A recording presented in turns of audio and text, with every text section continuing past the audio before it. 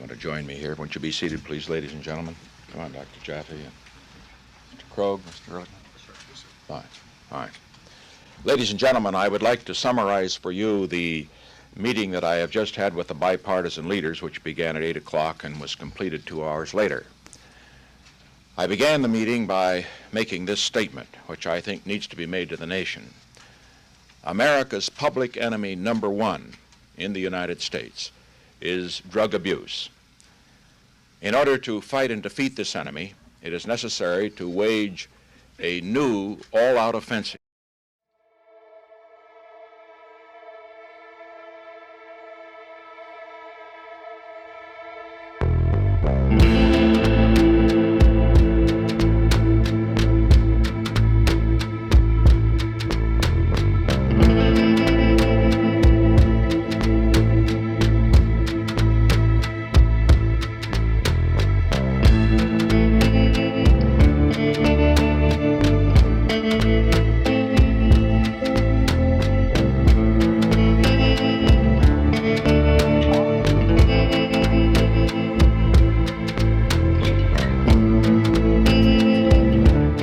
In the beginning, there were no federal restrictions on marijuana in the United States. Hemp gathered from the plant was widely used to make rope, clothes, and paper. In the early 1900s, a mass migration of Mexicans brought with them the recreational use of marijuana that many Americans adopted. In 1937, Harry Anslinger spearheaded the attack on marijuana with the support of false propaganda.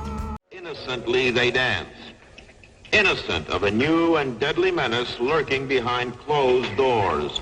Marijuana, the burning weed with its roots in hell. He claimed that marijuana made black people forget their place in society, and he labeled jazz as evil music. As of 2021, 17 states have fully legalized marijuana, and 6 states remain fully illegal.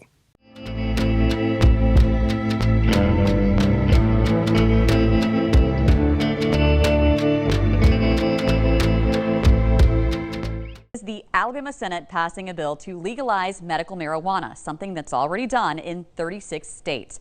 Brianna Hollis is asking you, should Alabama be next? Okay, I'm Dr. Jeff Clafe. I grew up in Cookeville, Tennessee. Went to pharmacy school in Atlanta, graduated in '93 with a doctor of pharmacy. So practiced for many years, especially in hospital, then went into clinical research. My name is Tom Pearson. I grew up in Birmingham in the Crestwood neighborhood, and I'm the Deputy Director of Alabama Normal, and I'm a lawyer licensed to practice in the state of Alabama.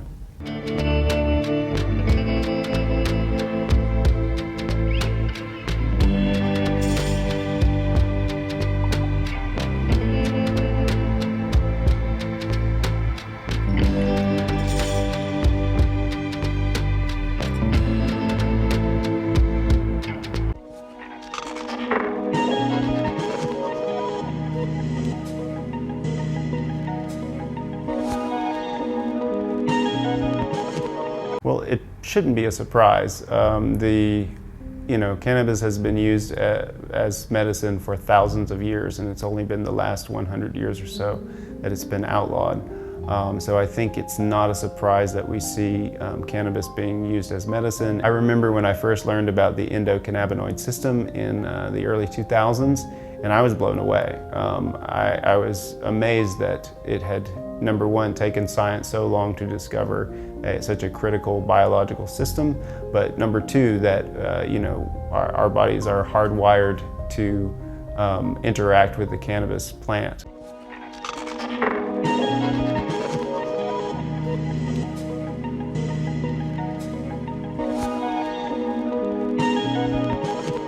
Yeah, actually it's probably just maybe a couple of years ago, as I got on board with some of the founders in the hemp CBD space, I began to learn and become really somewhat of an expert on the endocannabinoid system, that we have this system in our body, just like we have a cardiovascular system or a musculoskeletal, we have an endocannabinoid system that's involved in virtually every bit of every process in our body to help us really achieve health, homeostasis, and balance. So something that God put in us to help us stay healthy. Chris Bartz is a Spanish Fort mom who uses CBD products to manage pain. It's an extract from the cannabis plant with little to no THC that's found in marijuana. But Bartz says she would support the legalization of marijuana for medical use. I think for medical use it's okay. I mean, if people have chronic pain and nothing else is helping them and it helps them, I think. The endocannabinoid system was discovered in the early 1990s.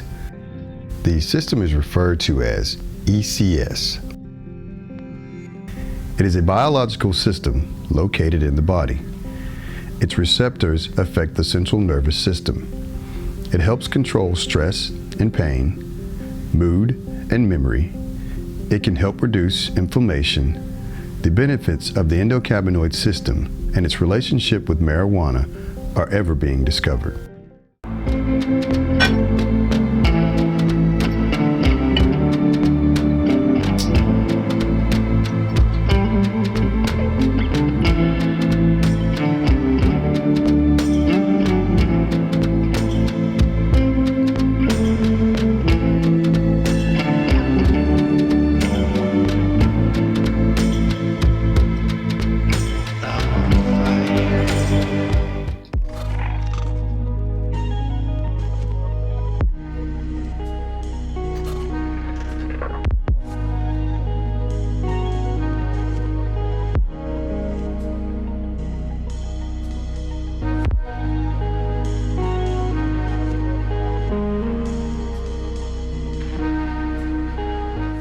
The charge was misdemeanor possession of marijuana and paraphernalia.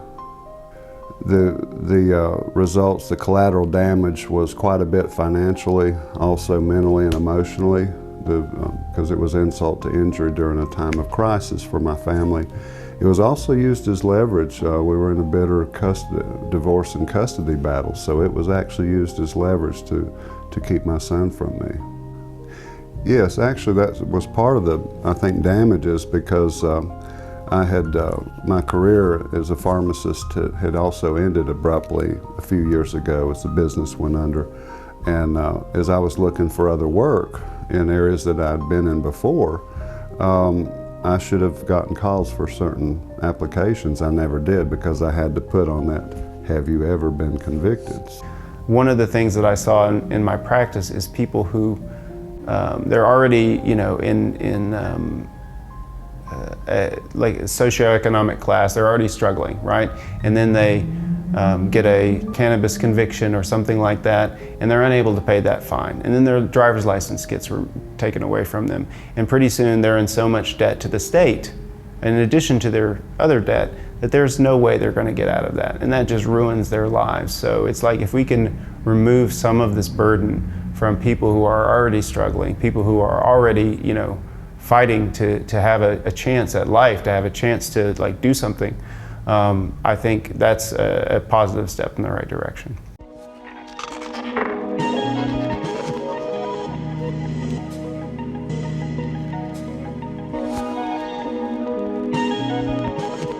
This was within the year of moving here in 2002. I had a son from a previous marriage in Tennessee. He had just turned 18, and evidently he was going to buy maybe a quantity, maybe a pound of marijuana, use and probably resell, and it was a setup to rob him. And as he tried to drive off, he was murdered in cold blood.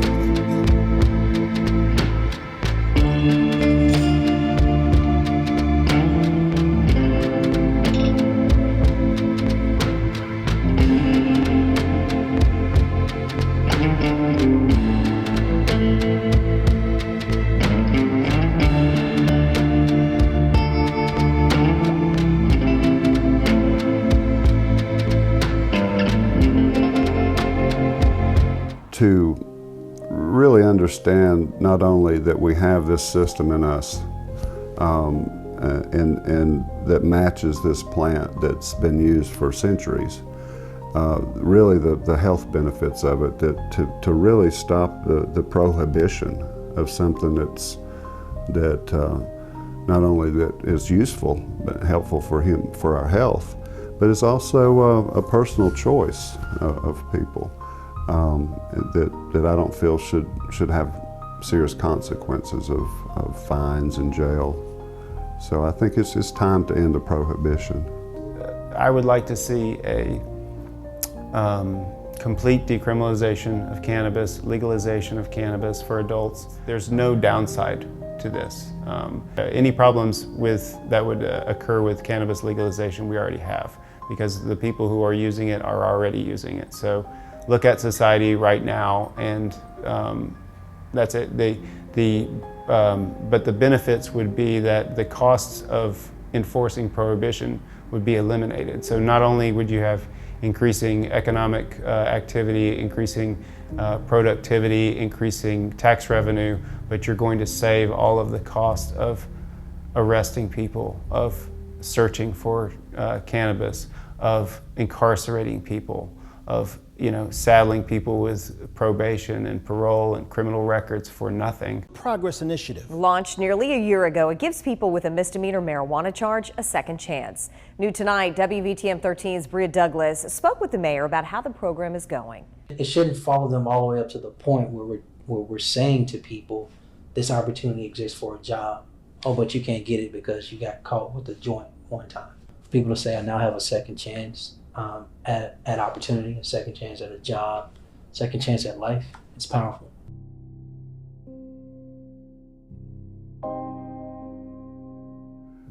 So that was a consequence that had this plant not been illegal, my son most likely would have been here today.